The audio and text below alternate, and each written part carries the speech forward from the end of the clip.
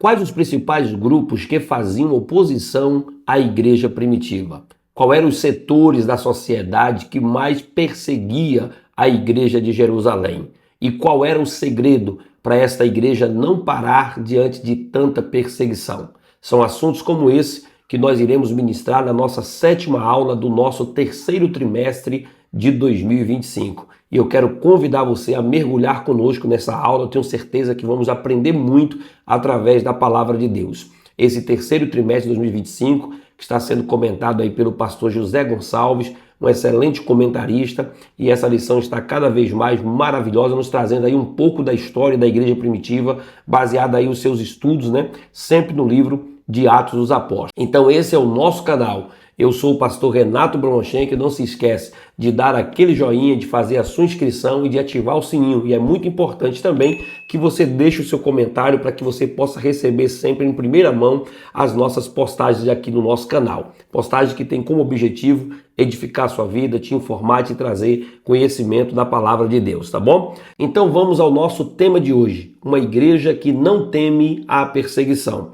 Quando nós analisamos o texto áureo que foi escolhido para a nossa revista de hoje, está em Atos capítulo 5, verso 29, você já percebe que a igreja não temia a perseguição.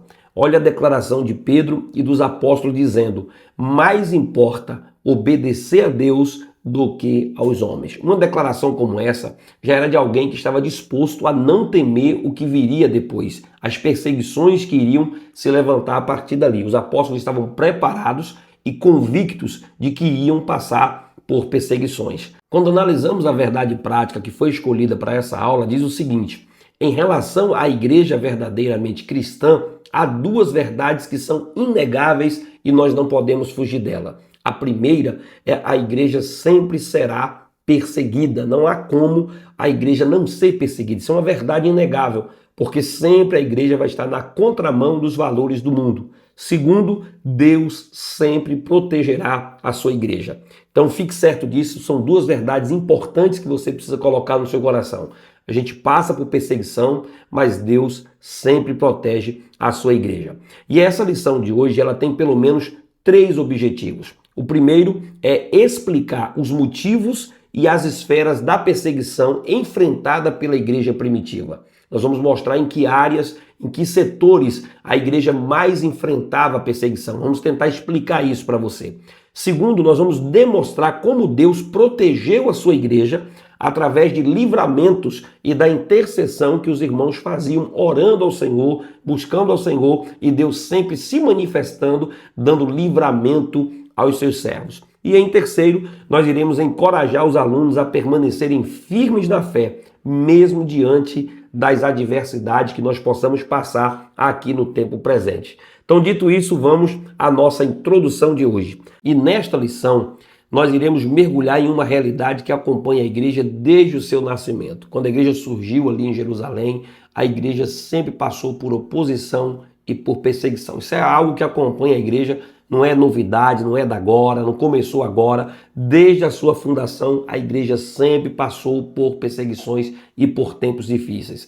E os próprios apóstolos orientaram a igreja, advertiram a igreja de que essas perseguições viriam. O próprio Senhor Jesus, próprios apóstolos, a igreja sempre foi orientada e despertada a entender que no mundo nós iríamos ter as aflições.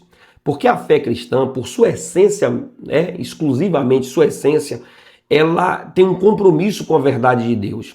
E essa verdade, frequentemente, ela vai entrar em conflito com os valores do mundo, com os valores que a sociedade defende. Então, os critérios de valores, as verdades que o mundo defende são contrárias à verdade do Evangelho e vai sempre ter aí, a igreja vai atrair oposição, rejeição e até mesmo hostilidade contra a igreja de Cristo. E a gente tem que estar preparado para isso. E essa foi a própria experiência dos apóstolos, dos primeiros cristãos do século I, e continua sendo a realidade de muitos crentes nos dias de hoje, não só no Brasil, mas fora do Brasil, a igreja sempre passando por perseguição. Porém, Deus é o dono da igreja, Ele é o protetor da igreja. Ele é tanto quem dá o poder para a igreja falar, como é aquele também que defende a igreja e capacita para que a igreja possa enfrentar este mundo hostil, concedendo sempre livramento e vitória ao seu povo e à sua igreja. Então nós vamos estudar hoje sobre isso, como que a igreja primitiva enfrentou essa perseguição, como Deus sustentou a igreja e o que nós podemos aprender de lições para a nossa vida no dia a dia, para a nossa prática de fé, para que nós possamos enfrentar as adversidades. Então, antes de entrar no primeiro ponto da nossa revista, eu gostaria de definir com você qual o significado da palavra perseguição. Afinal de contas, nós estamos falando sobre uma igreja que não teme a perseguição. E o que significa a palavra perseguição? O próprio dicionário vai dizer que a palavra perseguição significa o ato de assediar, de oprimir ou de dificultar ou negar os direitos fundamentais de ir e vir, torturar ou executar pessoas com base em suas diferenças, etnias, políticas ou religiosas. Então, quando você pratica qualquer atos desses citados aqui, você está perseguindo alguém. De acordo com os próprios dados do portal de missões Portas Abertas, a perseguição aos cristãos está aumentando em muitas partes do mundo. Aproximadamente mais de 360 milhões de cristãos enfrentam algum tipo de oposição por expressar sua fé na pessoa de Jesus Cristo. Então, toda vez que alguém é assediado, oprimido, ou recebe dificuldade, ou acaba tendo negação dos seus direitos fundamentais, que é de ir e vir, de se expressar, de pregar a sua fé, de manifestar a sua fé, essa pessoa está sendo perseguida. Então, isso é a definição que nós temos da palavra perseguição. Mas vamos ao nosso primeiro ponto para que a gente possa compreender aquilo que a lição propõe para nós nessa noite. E esse ponto está dividido em 3 tópicos. O primeiro fala sobre os perseguidores. Quem eram esses perseguidores da igreja? Quando você analisa Atos capítulo 5, verso 17 até o verso 24, você vai perceber que os principais opositores da igreja primitiva eram as autoridades religiosas daquela época. E estava composta pelo menos por 3 grupos distintos. Ali você tinha os sacerdotes, que eram os líderes religiosos, os principais líderes religiosos. Você tinha os saduceus, que era uma ramificação ali do próprio judaísmo. Você tinha também os saduceus e fariseus. E você tem também o capitão do templo. Eram os 3 grupos que mais se opunham, os principais opositores da igreja naquele período. E cada um desses grupos aqui, eles tinham um papel específico na sociedade judaica. E a oposição deles à igreja era motivada por interesses religiosos e também por interesses políticos que estavam por trás de cada motivação daquelas de perseguição à igreja. Os saduceus aqui, por exemplo, eram um grupo poderoso com grande influência no Sinédrio. E o Sinédrio era justamente o conselho judaico que tomava as decisões religiosas e políticas daquele tempo. Quando você analisa, por exemplo, que eles controlavam o templo, tinham o apoio dos sacerdotes e dos anciãos ao lado deles, eram rivais dos fariseus, mas ao mesmo tempo se uniam em propostas de combate ao evangelho que estava sendo pregado por Jesus. Os saduceus, por exemplo, eles já haviam confrontado Jesus no seu ministério em Lucas capítulo 20, verso 27 e 40, questionando Jesus acerca da ressurreição, porque os saduceus negavam a ressurreição. E Jesus pregava a ressurreição e também efetuou a ressurreição. Ele ressuscitou a filha de Jairo, ressuscitou também Lázaro e ressuscitou o filho da viúva que morava na aldeia de Naim. Então você observa ali que Jesus não só pregava, mas também estava ministrando algo que estava completamente em confronto com aquilo que eles acreditavam. A mensagem dos apóstolos, por exemplo, era centrada na ressurreição de Cristo. E isso era uma ameaça direta às autoridades e às crenças daquela época, que eram os saduceus. Então eles se sentiam ameaçados pela pregação que os apóstolos estavam ministrando. Quando você olha, por exemplo, os sacerdotes, eles eram responsáveis pelas funções do templo. E muitos estavam alinhados com os saduceus ou com os fariseus, compartilhando o desejo de manter os status religiosos. Então eles não queriam perder aquela posição, porque aquela mensagem que Jesus pregava e que os apóstolos começaram a pregar, ameaçavam a elite religiosa daquela época. E aí você tinha também o capitão do templo. Ele era um sacerdote de nível inferior, mas com autoridade policial dentro do templo, encarregado de manter a ordem e executar as decisões dos líderes. Então tudo que os líderes mandavam aquele capitão do templo fazer, né, que era prender, ameaçar, açoitar, levar à prisão, a juízo, aquela pessoa ia ali para executar isso. Então esses grupos, eles viam a igreja como uma ameaça à influência e o poder que eles tinham, especialmente porque o evangelho estava atraindo multidões. Você vai ver isso em Atos capítulo 4, verso 4 e em Atos capítulo 5, verso 14. Aonde o evangelho estava sendo pregado, multidões eram arrastadas para ouvir a palavra e iam se convertendo e se rendendo ao evangelho. E aquilo começou a ameaçar o poder daquelas pessoas. Então eles, movidos por inveja, eles tentaram de tudo para impedir a pregação dos apóstolos.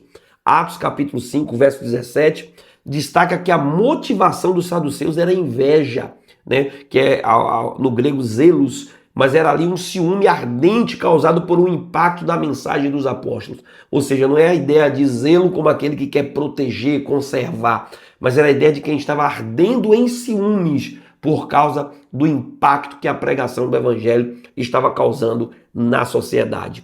Essa oposição nos ensina que a igreja frequentemente enfrenta resistência de quem se sente ameaçado pela verdade do evangelho. A verdade do evangelho incomoda, e quando ela começa a incomodar, pode ter certeza que a igreja vai ter levante, vai enfrentar perseguição, porque a sua verdade, o evangelho que ela vive, está incomodando o sistema, está incomodando o mundo.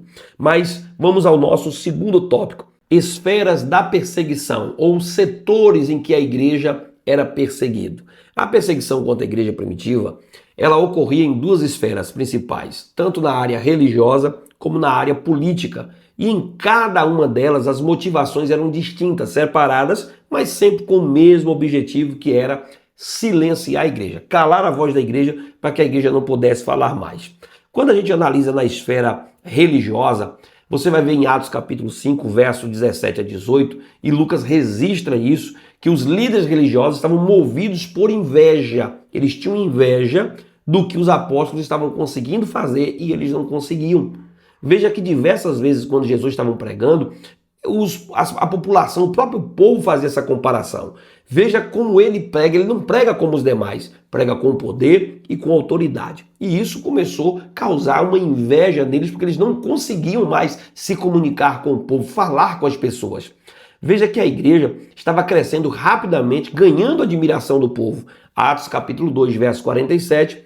e Atos capítulo 4, verso 4 e 5, verso 14, diz que estava convertendo muita gente, sendo alcançadas pela mensagem dos apóstolos. Esse crescimento da igreja contrastava com o declínio que o judaísmo tradicional estava enfrentando, especialmente o farisaísmo e o próprio poder dos saduceus estavam sendo ameaçados. Eles tinham poder, mas não estava tendo o povo, porque eles pregavam uma coisa, uma vida de aparência, de fachada, ensinava tantos rituais, criava uma carga, onde o próprio Jesus disse que a carga que eles criaram sobre as pessoas, nem eles mesmos queriam carregar, nem eles estavam dispostos a transportar ou conseguiam praticar aquilo que eles estavam ensinando. Então eles pregavam uma coisa e viviam outra. Pregavam a mensagem, mas não tinha prática, não tinha vida no dia a dia.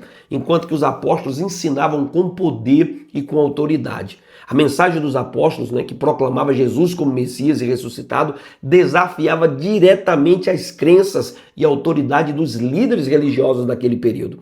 Eles estavam completamente frustrados porque eles não tinham poder. Eles tinham uma mensagem, né, toda baseada na letra, mas não tinham conhecimento de fato de quem era esse Deus, não havia um relacionamento, como a igreja trazia esse relacionamento tão para perto de si, de viver esse poder e de experimentar esse poder. Então a inveja não era apenas pessoal, mas era também teológica, pois o sucesso da igreja expunha a fraqueza do sistema religioso estabelecido naquele tempo. O verbo, por exemplo, prenderam aqui, indica uma ação deliberada para deter o avanço do evangelho, mostrando a hostilidade dos líderes contra a fé cristã, contra o povo de Deus. Então eles queriam de qualquer jeito parar a igreja, mas não conseguiam. Essa era a esfera religiosa. A segunda área que a igreja estava enfrentando perseguição era na esfera política. Veja que em Atos capítulo 12, versos de 1 a 5, diz que a perseguição agora assumiu um controle estatal. Quem estava liderando o Estado naquela época, né, a região da Judéia, era Herodes Agripa I. Ele era um governante nomeado por Roma para governar a região da Judéia e ele estava decidido a criar uma média, né, a construir uma relação com os judeus. Como ele sabia que os apóstolos eram desafeto dos judeus, estavam sendo perseguidos pelos judeus, então ele resolveu usar a máquina pública, que era o Estado, para perseguir os apóstolos. E inclusive ele executou Tiago, filho de Zebedeu, está em Atos capítulo 12, verso de número 3, para tentar agradar os líderes judaicos daquela época. Então veja que a motivação era inteiramente política, atacar líderes cristãos proeminentes. Então ele aumentava assim o seu capital político junto aos judeus, fortalecendo sua posição perante Roma e perante os líderes locais. Ele fazia a média local, essa fama de que ele estava liderando bem chegava a Roma e ali estava tudo bom. Então ele estava movendo uma perseguição contra a igreja apenas por interesses políticos do seu tempo. Então a igreja sofria tanto na esfera política como na esfera religiosa. Esse tipo de perseguição mostra como autoridades seculares podem se opor ao cristianismo quando percebem que ela desafia seus interesses ou as alianças políticas. Então fazem apenas porque querem se fortalecer e querem se dar bem. Assim como a igreja primitiva enfrentou perseguição em diversas áreas, em diversas esferas, como religiosa e política naquela época, a igreja dos dias atuais também tem enfrentado perseguição na atualidade, em esferas semelhantes. E eu vou mostrar alguns exemplos aqui para você. Por exemplo, a igreja tem enfrentado a perseguição jurídica institucional. Não são todos, mas algumas autoridades, alguns jornalistas, alguns intelectuais, alguns professores, alguns artistas. Muitas vezes, eles exigem que os cristãos não tenham o direito de expressar seus valores, suas opiniões, seus princípios, suas doutrinas em qualquer espaço da sociedade. Às vezes, a igreja é silenciada em alguns aspectos. Frequentemente você vê ocorrer, por exemplo, a violação dos direitos humanos, que são direitos básicos que o ser humano tem, que é o direito da sua liberdade de expressão. Às vezes eles falam em liberdade de expressão, mas quando o cristão vai falar os seus valores, eles são retaliados de alguma forma. Então, na esfera institucional, por exemplo, tem sido criado leis, adotado alguns métodos para impedir o avanço da igreja, restringindo em vários aspectos a liberdade de expressão dos cristãos, assim como aconteceu em Atos capítulo 4, verso de número 18. A igreja também enfrenta perseguição ideológica e moral. Ou seja, a perseguição moral ela é identificada principalmente pela rejeição dos princípios cristãos, conforme diz Romanos e também o livro de Efésios. Você percebe, por exemplo, a legalização de comportamentos imorais, comportamentos que são combatidos pela palavra de Deus, acabam sendo legalizados pela sociedade. O que é isso? Uma perseguição ideológica e moral. Ou seja, pela desconstrução dos valores que são cristãos, valores absolutos, mas eles vão lá tentando desconstruir de alguma forma para que a igreja possa enfrentar, né, essa perseguição tanto ideológica como moral. Uma outra área também que a igreja sofre perseguição é a perseguição cultural e acadêmica. Além da perseguição tradicional, há uma forma mais sutil e sofisticada que ocorre no campo cultural. Por exemplo, como na área da música. Músicas que incentivam as drogas, ao amor livre, à prostituição, ao escárnio do cristianismo, através de letras de música. Vão, de alguma forma, desconstruindo e a igreja está sendo perseguida nos seus valores. Através de literaturas, de obras que tentam minar o cristianismo e desacreditar o seu avanço, desacreditar as escrituras, desacreditar a fé que a igreja propaga. Tudo isso é uma perseguição cultural ou acadêmica. Às vezes na própria dramaturgia, né, na teledramaturgia, como novelas, filmes, desenhos animados que buscam desconstruir os valores e as doutrinas cristãs. Na própria cultura popular, como festas como o carnaval, o folclore, as crendices populares, as festas, né, mundanas que tem na sociedade, e aí a igreja acaba sendo atraídas ou combatidas porque não participa desse meio. Então tudo isso são meios de tentar combater a igreja, é uma perseguição cultural e acadêmica. Temos também visto, por exemplo, na ciência, na defesa de teorias como teoria da evolução, do ateísmo, do racionalismo, do humanismo, e na própria arte também, como manifestações religiosas sincréticas, o culto ao corpo, promovido sob a justificativa de liberdade artística e subjetividade. Então você percebe que são em várias áreas culturais que a igreja tem sofrido a perseguição. E também existe a perseguição física. Há inúmeros relatos de perseguições violentas à igreja em diversos países. Cristãos são martirizados, igrejas são destruídas, missionários são forçados ao trabalho escravo. Apesar da violência, com tantos açoites, com tantas prisões, com tantas torturas psicológicas, apedrejamentos e morte, muitos discípulos fiéis a Cristo não negam o nome de Jesus por nada, porque nenhuma perseguição será capaz de parar a igreja. Sabe por quê? Porque o Senhor Jesus disse: edificarei a minha igreja e as portas do inferno não prevalecerão contra ela. Então vamos ao nosso terceiro tópico. A igreja enfrentará oposição. A oposição, ela é uma realidade inevitável para a igreja, porque o cristianismo autêntico, por sua natureza, confronta os valores do mundo. Não é o cristianismo light, o cristianismo que quer adaptar as escrituras ao molde do mundo. É o tipo de cristianismo que tem que se adaptar aos padrões da sociedade. Não. O cristianismo autêntico, os valores absolutos do reino, ele incomoda essa sociedade. Nós somos luz do mundo para brilhar em meio às trevas. Nós somos sal da terra. Então, se nós cumprirmos o nosso papel como cristão, a gente vai incomodar essa sociedade e, por isso, a igreja vai enfrentar a oposição. A fé cristã, ela acolhe a todos, oferecendo salvação por meio de Jesus Cristo. Olha o que diz a Bíblia em João capítulo 3, verso 16. Diz que Deus amou o mundo de tal maneira que deu seu Filho unigênito para que todo aquele que nele crê não pereça, mas tenha vida eterna.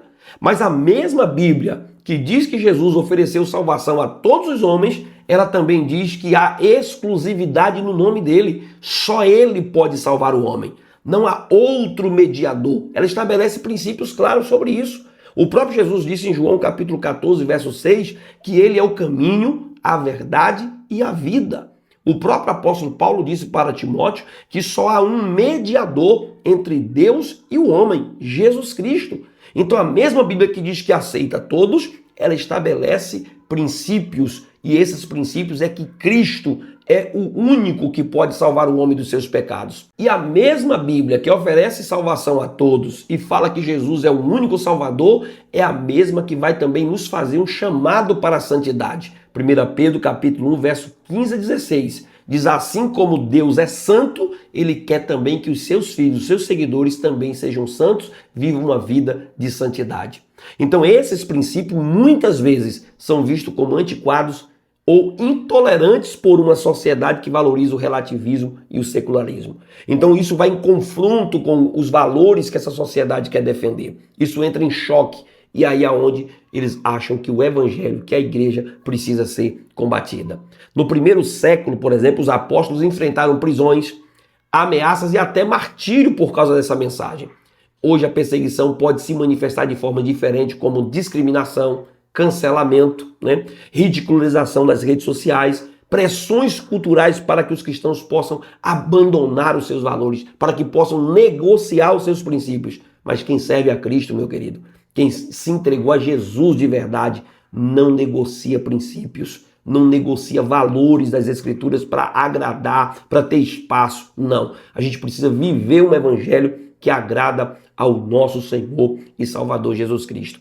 Apesar disso, o objetivo da perseguição permanece o mesmo: silenciar a voz da igreja. A expressão que aparece em Atos capítulo 5 diz que de um jeito ou de outro, sugere que a oposição podia variar em forma e intensidade, mas uma coisa era certa: a igreja permanecia constante e a perseguição também vai ser constante na vida de uma igreja fiel. Mas nós não podemos parar, porque o Senhor está na vida da sua igreja. Mas vamos ao nosso segundo ponto, que é a igreja protegida. No primeiro tópico vai falar sobre um anjo de Deus. O texto de Atos capítulo 5, verso 19, revela um momento extraordinário na vida da igreja. Olha o que diz a palavra: mas de noite, um anjo do Senhor abriu as portas do cárcere, tirando-os para fora.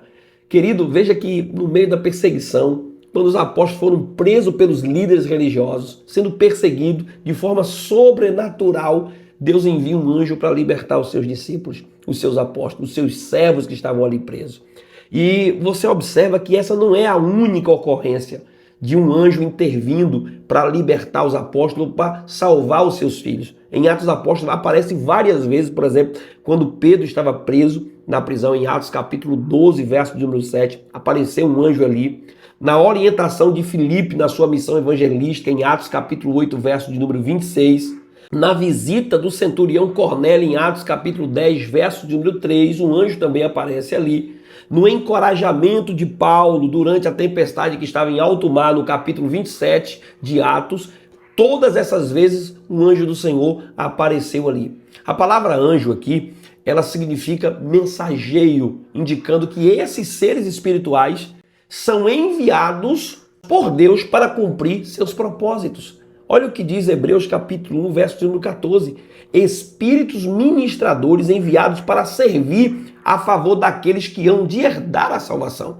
Então isso mostra, querido, o quanto Deus se preocupa em proteger os seus filhos através da sua direção dos seus anjos. Então isso mostra, queridos, o quanto Deus está preocupado em proteger os seus filhos, em proteger a sua igreja. A igreja, mesmo em meio à perseguição, está sob a proteção divina. Deus usa meios sobrenaturais como a ação de anjos para livrar e capacitar seu povo, mostrando que ele é soberano sobre qualquer oposição, sobre qualquer circunstância. Mas vamos ao nosso segundo tópico, a intercessão da igreja. Atos capítulo 12, verso 5 diz que Pedro, pois, era guardado no cárcere, mas a igreja fazia contínua oração a Deus por ele. Esse versículo destaca o papel ativo da igreja na libertação de Pedro, que havia sido preso por Herodes para a execução, logo após a execução de Tiago. Enquanto Pedro estava na prisão, a igreja orava fervorosamente e Deus respondeu enviando um anjo para libertá-lo. A expressão contínua oração indica uma intercessão intensa, persistente e cheia de fervor. Era uma oração fervorosa.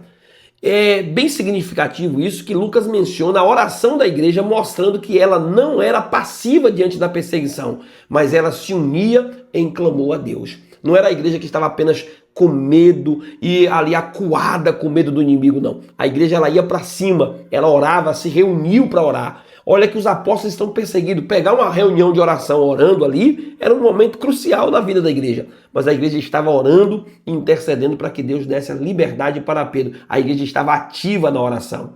Então, embora o texto não explique por que Tiago não foi libertado, a morte dele parece ter intensificado o compromisso da igreja com a oração, resultando no livramento de Pedro naquela madrugada. Então isso mostra que quanto mais perseguida é a igreja, quanto mais a igreja enfrenta perseguição, ela deve partir para cima na oração. É orando, é buscando a Deus, é se consagrando, é buscando a santidade. Quanto mais a igreja chega perto de Deus, mais ela vai incomodar o mundo e mais o poder de Deus vai se manifestar na vida da igreja e na vida da sociedade.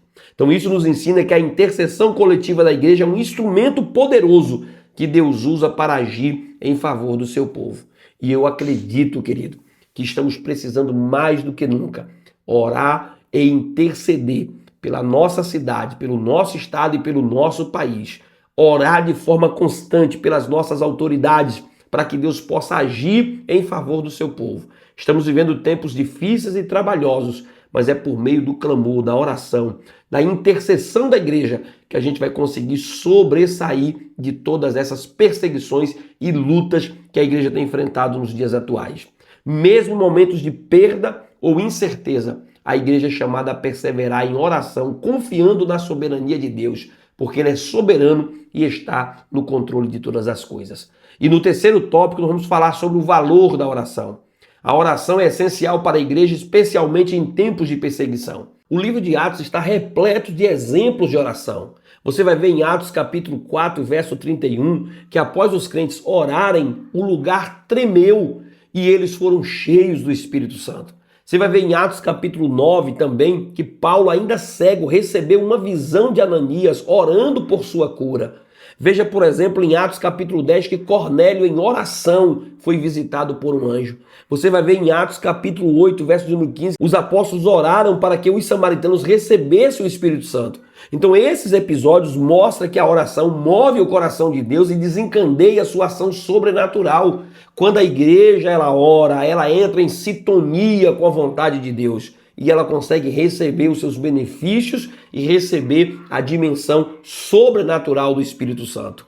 A frase muita oração, muito poder, pouca oração, pouco poder, resume muito essa verdade bíblica. A oração é o canal pela qual a igreja se conecta com o poder de Deus.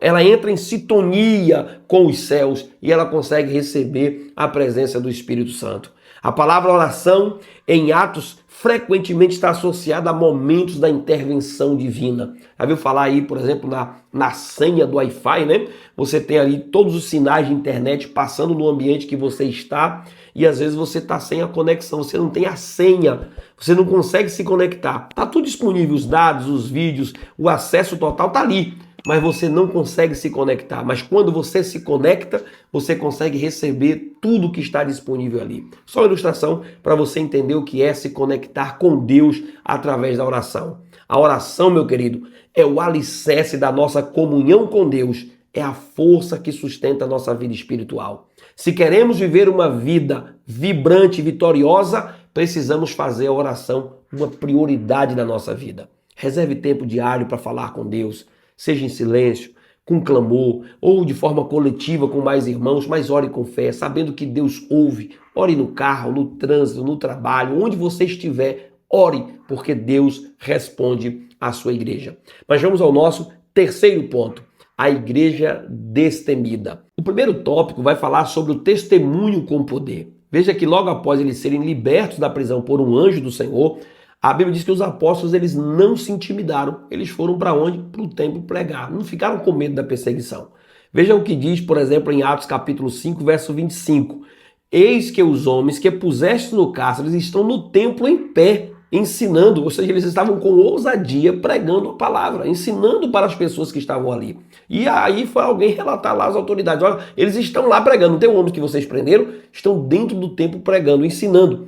Essa expressão, ensinando o povo, indica que os apóstolos continuaram sua missão de pregar a palavra sem deixar se abater pelas ameaças dos líderes religiosos do seu tempo.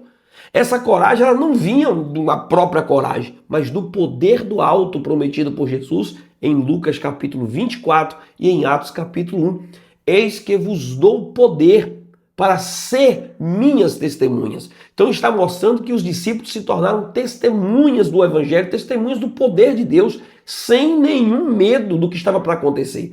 Não era uma coragem natural, nativa do ser humano. Era o Espírito Santo que estava revestindo eles para enfrentar os desafios daquele tempo. É o Espírito Santo que capacita a igreja e o crente para testemunhar com autoridade, realizar sinais e prodígios, conforme Atos capítulo 5, verso de número 12. E nos dá capacidade de enfrentar a oposição com coragem, com ousadia, para pregar o Evangelho, para pregar a palavra do Senhor. Sem a presença do Espírito Santo, a igreja ela perde sua vitalidade. Ela se torna inoperante, incapaz de cumprir a missão, incapaz de proclamar o Evangelho de Cristo, divulgar às pessoas aquilo que ela pretende fazer. Somente quando a igreja está revestida do Espírito Santo, ela consegue testemunhar com autoridade, com poder, com coragem, sem medo do que está por vir, porque a igreja está revestida do Espírito Santo e da autoridade dos céus. Mas vamos ao nosso segundo tópico, convictos de sua fé. Em Atos capítulo 5, verso de número 29, diz que Pedro, diante das autoridades que o proibiam de pregar, declarou o seguinte: mais importa obedecer a Deus do que aos homens. Então veja que eles estavam afirmando com tanta convicção que eles estavam dispostos a sofrer o dano dessa afirmação. Essa afirmação é uma defesa clara dos valores cristãos e reflete a convicção inabalável da igreja primitiva. Os apóstolos estavam dispostos a pagar o preço, a serem perseguidos, retaliados, sem recuar da convicção que eles tinham na palavra e no Evangelho de Cristo. A palavra obedecer aqui implica uma submissão consciente e deliberada à autoridade de Deus que está acima de qualquer outra autoridade. Veja que Pedro ele não estava apenas desobedecendo às autoridades humanas por uma rebeldia, ele estava defendendo a essência da fé cristã que não pode ser negociada. Não era apenas porque eles eram insubmissos e não queriam obedecer a autoridades. É porque a autoridade divina, ela está acima da autoridade humana.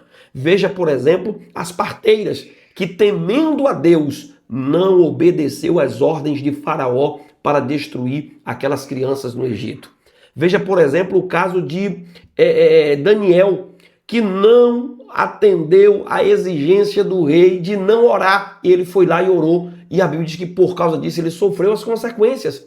Veja os 3 jovens que foram lançados na fornalha de fogo ardente.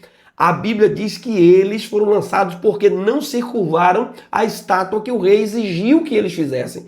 Então, toda vez que a ordem de uma autoridade ela entra em conflito com as Escrituras, com a palavra de Deus, a gente vai sofrer o dano, mas a gente fica com a palavra de Deus. A palavra de Deus acima de qualquer ordem, acima de qualquer comando. A igreja primitiva entendia que sua missão era inegociável, mesmo que isso custasse prisões, sofrimentos, ou até mesmo a vida, cancelamentos, perseguições, seja o que for. A igreja, ela fica com a palavra.